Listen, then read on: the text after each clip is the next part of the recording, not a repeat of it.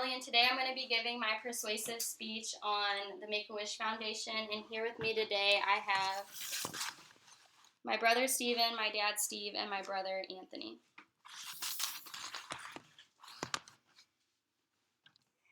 Okay. March 6, 2017, my family and I welcomed my nephew Jameson Ryan McCormick into the world.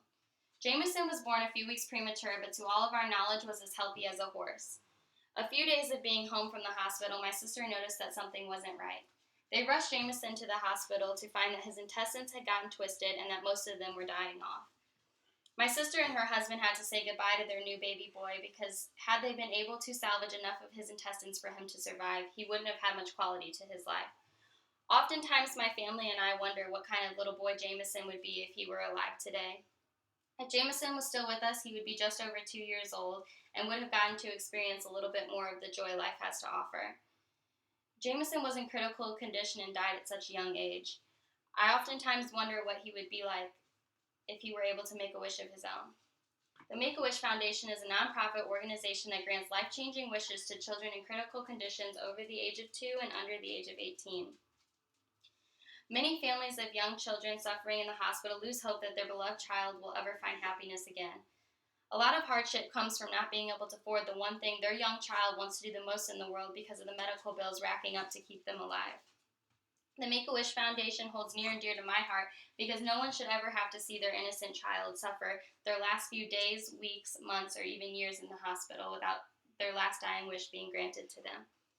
The expert testimony in regards to this nonprofit organization isn't an esteemed professional, but better yet comes from the children and family members themselves.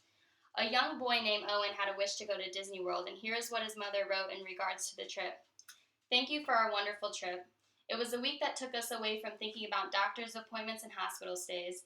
It was like stepping out of our stressed life and into a fairy tale. What you do for children with health problems is to give them hope and let them know that they are loved, not only by their family, but by many. Make-A-Wish was first created in the United States in 1980 when a 7-year-old boy with leukemia named Chris Gracious wished to be a police officer. Chris's mother, family, friends, and local police officers made his dream come true with a custom-made uniform, helmet, badge, and even a helicopter ride. After the wish, those involved were inspired and eager to bring that same hope, strength, and joy that they saw as a result of Chris's wish to more children. Today, the Make-A-Wish has collectively granted approximately 480,000 wishes worldwide since the project began. In 2015, Make-A-Wish Israel conducted a study to measure the outcome of wish granting and its effects on children suffering from critical illnesses. The takeaway from this study showed that the wish granting improved hope as well as physical and emotional health. In 2017, more than 82 cents out of every U.S. dollar given to the Make-A-Wish International helped grant the wishes of children living with critical illnesses. When trying to decide what nonprofit organization you should donate your time and money to, please go online and read Make-A-Wish testimonials on how this foundation has positively influenced children and their families.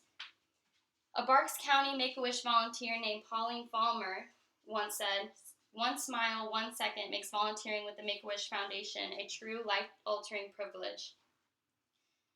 Make-A-Wish Foundation is even recognized by the doctors of children whose work it's impacting. Thank you again for everything you do to help children who are fighting for their lives find joy in the little bit of their childhood. Your organization has helped many patients in ways that medicine cannot, says Dr. Sylvia Chayo from the Children's Hospital in Pittsburgh. If you're a parent, imagine how heartbreaking and gut-wrenching it would be for your boy child to suffer a critical illness in the hospital. Imagine how sad they would be to spend their days hooked up to IVs and oxygen tanks while their friends get to go out and live their childhood outdoors, smiling and looking forward to tomorrow.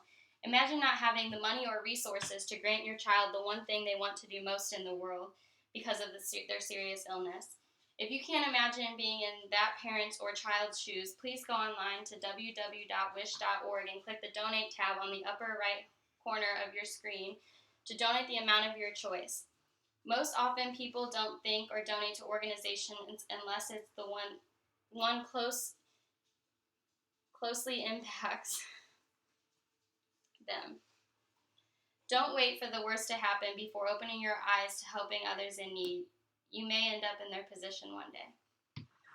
Thank you guys for listening to my speech.